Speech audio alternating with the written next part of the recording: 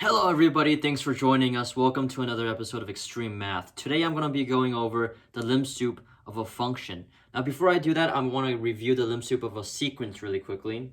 A lim sup of a sequence, let's say x sub n, is defined as the infimum of a set of upper bounds.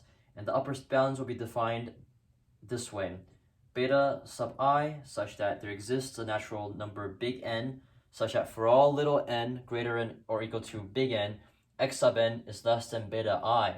And so basically, if you go far out long enough in the sequence, then beta I will become an upper bound for that sequence. And we want to take the infimum of all of those beta i's.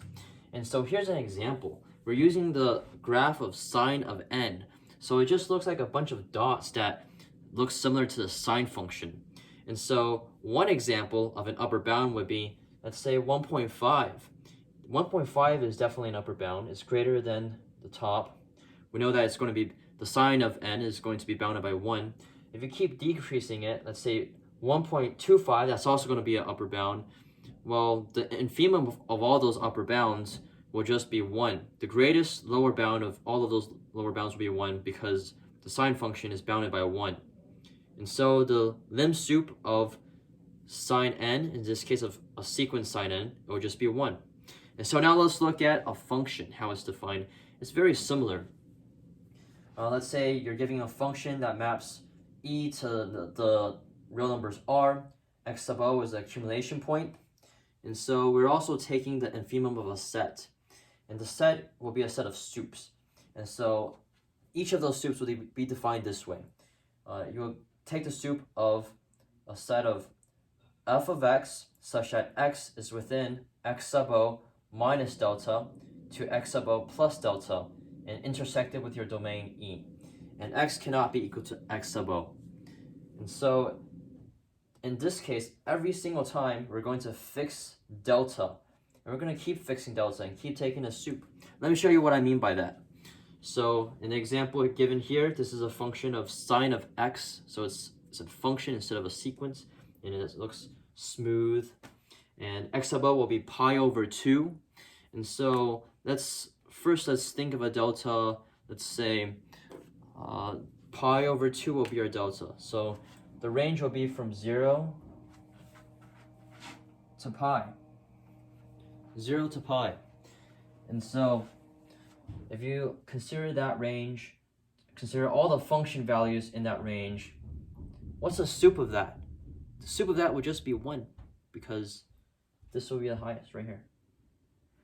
And so let's do that again. Let's take another value of delta. Let's make it smaller. Instead of pi over 2, let's say 0.1. So let's say that this represents a delta defined by 0.1, and then if you go up, here's a range of the function values. What is the sup of these function values now that delta is 0.1? Well, the sup will just be 1.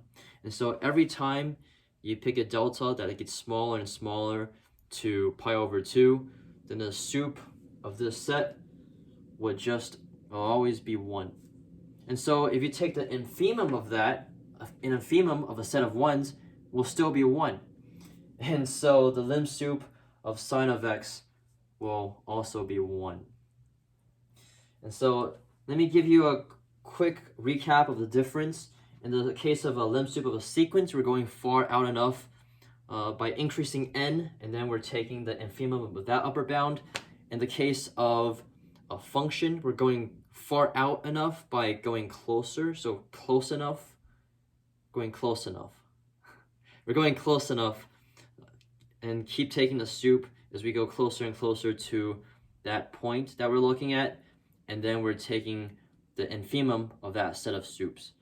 And so that is the difference between lim sup of a sequence and a function. So why do we even care about these things? Well, it's useful in the case of Dini derivatives, which is a generalization of a derivative. You can actually, it's used to define the Dini derivatives. And also a cool thing is that you can actually check if a right-hand derivative exists or not by seeing if the lim sup and the lim inf on the right hand side are both equal to each other. If they are, then the right-hand derivative exists. That's something else, so that's pretty cool. Well, that's all I had for today. Thanks for joining us, and I'll catch you next time.